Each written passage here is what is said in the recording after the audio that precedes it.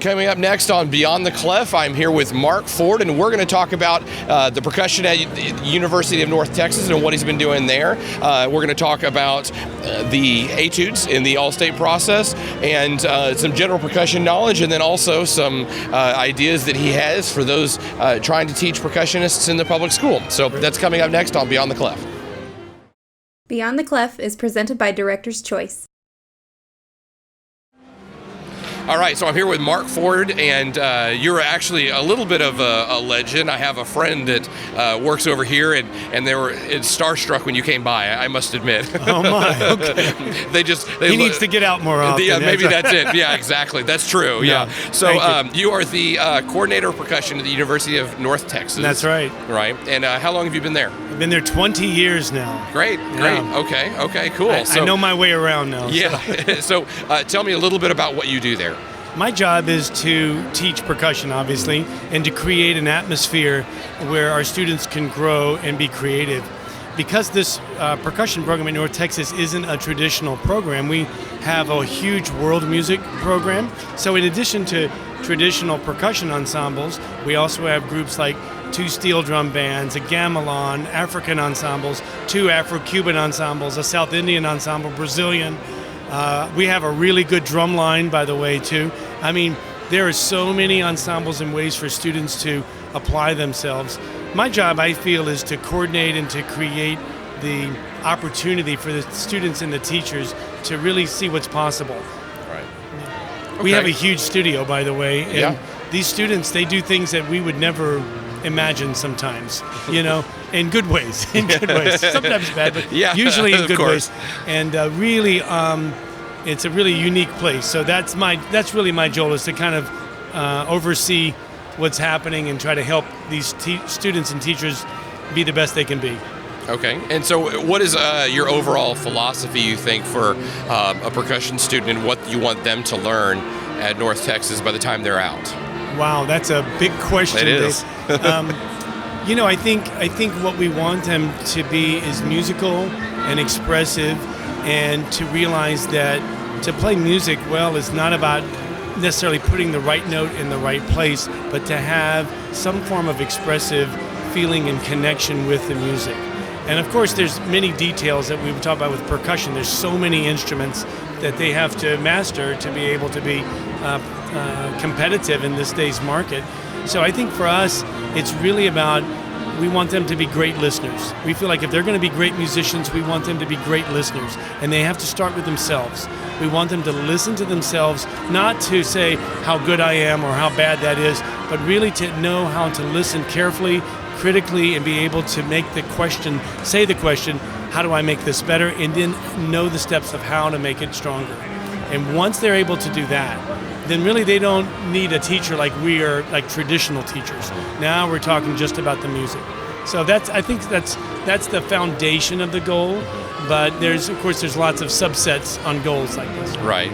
And how do you think that applies to your music ed students that are percussion majors? I'm so happy you brought this up, because we have a huge studio. I mean, last semester we had 140 students taking lessons, and when a student walks through my door, there's got to be a joke about 140 percussionists in one area. And maybe I call it a little percussion village. It's just like a little village of drummers. Yeah. And everybody, the people that haven't been on campus in years, they think about this environment being very competitive and cutthroat, but really it's quite the opposite. It's like any other studio. I mean, they're caring, they're nurturing, and that 140 includes everybody, the jazz people, the classical people, the people that, it's not just, it's the overall, okay? So I guess the idea here is that when a student walks through the door, as an administrator, part of my job is being an administrator, I know that student's a music ed major or jazz studies or performance or whatever, but really none of us teach like that. When they open the door, what do we want them to be, is to be the best musician they can be. We really don't care if they're music ed, performance, or whatever. Why? Because if they're going to be a great teacher, they can be a great musician, they have to be able to be a great player. They have to know what it's like to be able to be a player. I had a student one time, Dave, early in my career, And he sat across my table from me. He said, "Professor Ford, I'm really not into this practicing thing." I'm like, "Oh, okay." He goes, "What?" I'm like, "What are you into?" And he said, I'm a music education major. I really want to learn more about educational philosophy and methods of education and teach music." And I'm like, "Okay." I said, "I'm just happy about one thing." And he said, "Well, what are you happy about?" And I said, "I'm just happy that you're not teaching swimming." And he said, "What?" I said, "Because your students are going to drown. Because if you don't know how to swim, how can you teach your students how to swim?" Yeah. So if you've never been able to be expressive on an instrument and know that what it feels like to have control over a musical environment, how in the world are we going to be able to translate that to our students? You don't have to be a great player I've had many teachers that are amazing. They weren't great players at that time. Maybe they were earlier in their life, but they knew it. They knew that magic and that secret and that spirituality of being able to take a piece of music and make it magical. That's really what the key is. Okay, well then I'll just flip over to the filming of this. We're at SMSE 2019, and this is in end of July, and then we have All Student Etudes coming out. That's right. And then you're a little bit involved in that too. Tell us about that. A little bit involved. I've done this 2 or 3 times, to choose these etudes, and it's always an honor and a privilege to be asked. It's also a huge responsibility, and as you know, we want to try to create the best etudes that teachers can relate musical ideas through that music to those students. We're not trying to pick the fastest and the loudest pieces. We're trying to think about phrasing, dynamic contrast, stylistic contrast. So, these etudes, in percussion, they have to learn 4 etudes. It's a snare drum etude, a timpani etude, and then 2 mallet etudes.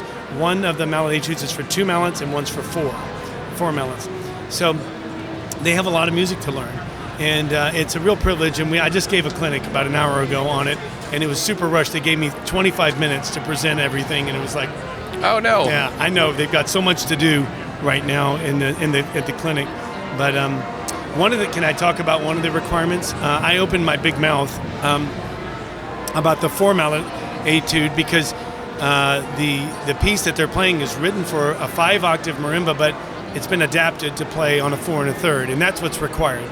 There's no requirement for anybody to play on a 5-octave marimba. It never has been, and there's none now. But I did write a statement saying that this is a great opportunity to talk about the potential of that. Do we want or need our students to have experience through the all-state auditions on a 5-octave marimba? And unfortunately, a lot of people misread my comments as this is required.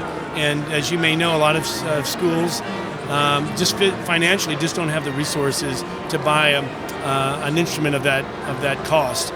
And that really was not the point at all. So I'm just clarifying that for whoever's listening. That was, if you read the performance guide and those things, it never says requirement. Again, some people misinterpreted that, and that's my fault completely, and I apologize for that. And since we have edited the, TBA and TMEA and I have edited that out, so they didn't have a confusion. Right. Okay, well now, what advice do you have for the band director out there that wants to take a talented child from where they are into the all-state process and achieve? What do you think is maybe the best route for that child? I think that with any competition is not to focus on the competition. I mean, for me, I always want to put the music first. I mean, really, you have to think about it. What's the magic of this particular etude? What musical components are going to be beneficial for my student playing that piece of music? And how am I going to relate that to that student? For me, it's always about playing a small amount of material, but playing it at a very high level. So maybe they work on the first 4 bars, for example, of the snare drum etude. I had a student today, the snare drum etude the meter is 3/16. And they're like, I don't know what to do with 3/16. And I explained to them it's all about the groupings. It's really about groups of 3s and 2s. It doesn't matter what the note value is, really. As long as you understand the relationship of what's different between a 16th and an 8th and 32nd, then good to go. But the idea is that they can learn a lot, because in percussion we have to read meters like that all the time, but younger students may not have that opportunity. So this is a good teaching tool to go. But I didn't know meters go over 4, so that's news to me. Yeah. Well, Just kidding. That's another topic for you. Just kidding. Maybe off camera we can talk a little bit about that. But so the idea here is that maybe they take the first line of the etude and try to play it at tempo with dynamic contrast, with the agogic accents to bring out those groupings. And in other words, try to play the music in that practice session like the concert is tonight. Hey, I'm Mark, I'm going to play the first 8 bars of this etude. That's how you have to think when you're practicing, because you want to get every detail covered. What a lot of students do, and I know what I did when I was a kid, I would kind of learn it, and then I have to go back and fix it, and then fix it again sometimes, and fix it again. But not if you're patient and you're thorough, you can study 4 bars. I think any student walking through these halls could say, yeah, I could study 4 bars, and get all the details of what the composer has written and make that sound in the performance. That's a skill, and really that's what professionals do. I mean, they're not going to go through the piece 10 times. They're going to know exactly what they're trying to achieve in the beginning. And that's something we can instill in our students, I think. Okay, well, you're also a composer too. Yes. Yeah. So tell us a little bit about that in your work. Okay, I'm not a trained composer. I didn't study a little bit, but not really. Sure. I love creating sounds and working with music that offers my students different looks at maybe similar or familiar instruments, but yet different approaches. And just to back up just a little bit, my very first piece that I wrote was a work called Head Talk. And it was for 5 players playing drum heads, only drum heads, no drums. In fact, the title of the piece was Head Talk, a quintet for drums without shells, just the heads. And and it's kind of a cutesy novelty thing, but there was a lot of rhythmic integration that I needed my students to master, and they weren't doing it, so I tried to give them a fun way to apply this. And then I wrote a piece called Stubernick, which is on 3 players on 1 instrument, and which is to me it's a lot of fun to play, but yet it's a little bit of a fireball at the time, especially.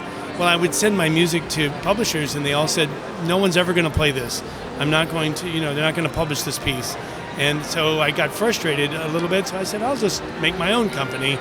And so I started selling it out of my house, and eventually through my publisher at the time, Innovative Percussion. And those 2 pieces alone have been played thousands of times now around the world. I mean, it's incredible.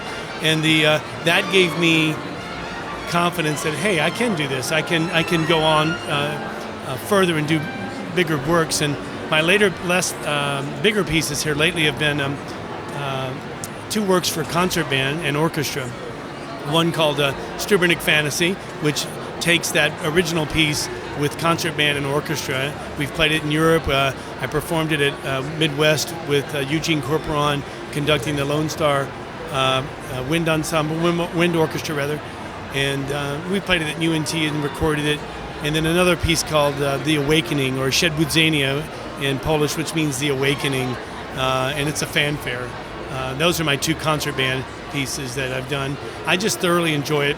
I have a new piece I'm working on for a dear friend, a concerto, which is going to be another wind ensemble work. So it's always great to play new music and try new things.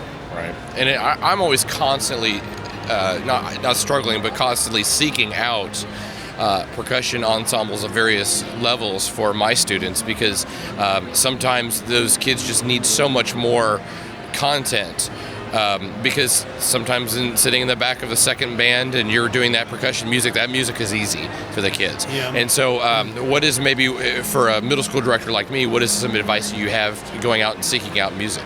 I would tell you, I think for band directors listening to this, that the reality of percussion pedagogy in the band room, and this goes back to when I was starting band in Richmond, Virginia, and is that what's going on in the beginning bands is that the winds, the brass and the woodwinds, right from the very first day, after the horns are put together, they're dealing with sound. I mean, maybe not good sounds, but they're dealing with sounds, pitch, change, tone. They're dealing with projection, everything. The drummers, percussionists are never dealing with sound. They're dealing with rhythm, subdivision, and dynamic intensity.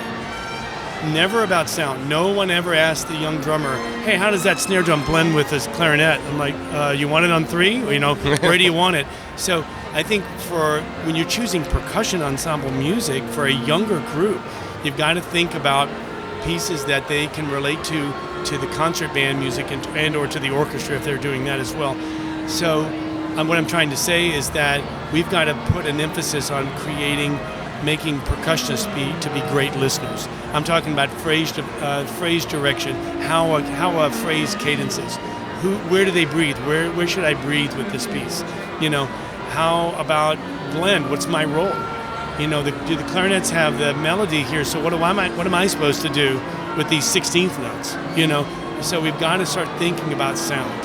And in doing so, there's lots of great teachers in Texas, goodness, that are doing this. But I think as a general, this is one area that we can move ahead on, and we can apply it best in the younger percussion ensemble pieces. Talking about phrasing, talking about balance and blend.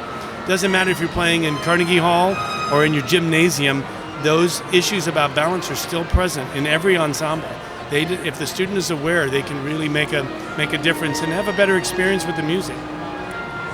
Well, our sponsor of the podcast is, of course, Director's Choice, yes. And over here on the wall, I'm seeing that there's a percussion festival coming up soon, and I think you're involved in that. I am involved. Can you tell on us that, a little yeah. bit about that and There's kind of some tease that mug for shots us? over there on the wall. Yeah. No, I'm very honored and privileged, really, to have been asked. Director's Choice is doing a percussion ensemble festival at Oak Ridge High School in Conroe, Texas, near Houston.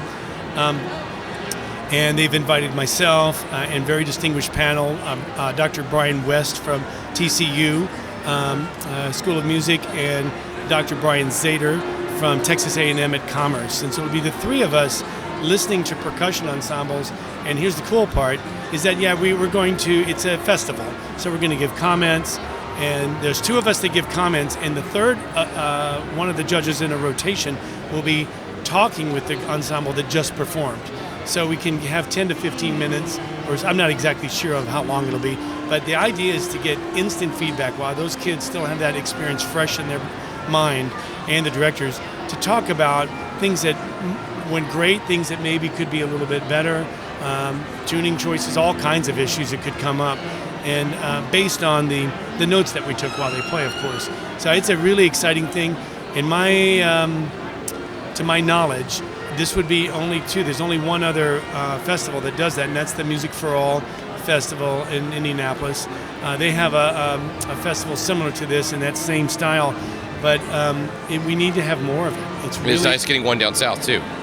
It's nice getting one down south in Texas. Oh, yeah, absolutely. Yeah. And also, being in Texas, if you look at the PAS, the Percussive Arts Society International Percussion Ensemble Conventions, and the high schools that win, 90% of the winners are all coming from Texas almost every year. Right. It's incredible. So we have so many great students and great teachers here.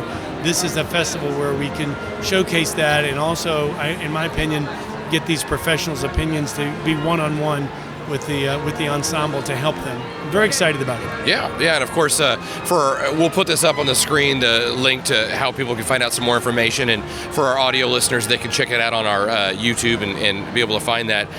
Well, just as we wrap up here, I do have a friend that said you are a god of marimba. How do you respond to that? I left my toga at home. No, I never thought that way. Seriously,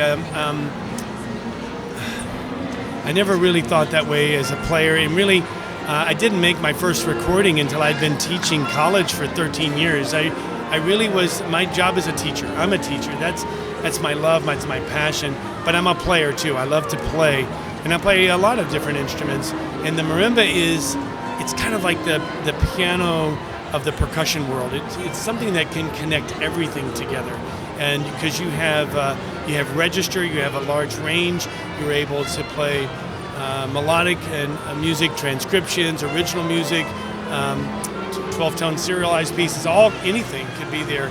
So for me, I just found a connection with this instrument, And I think maybe, I mean, that's a really kind what he said, but I think the most important thing for me is I found a voice in being able to compose and to perform on that instrument, and hopefully, move people in some way when they listen to performances.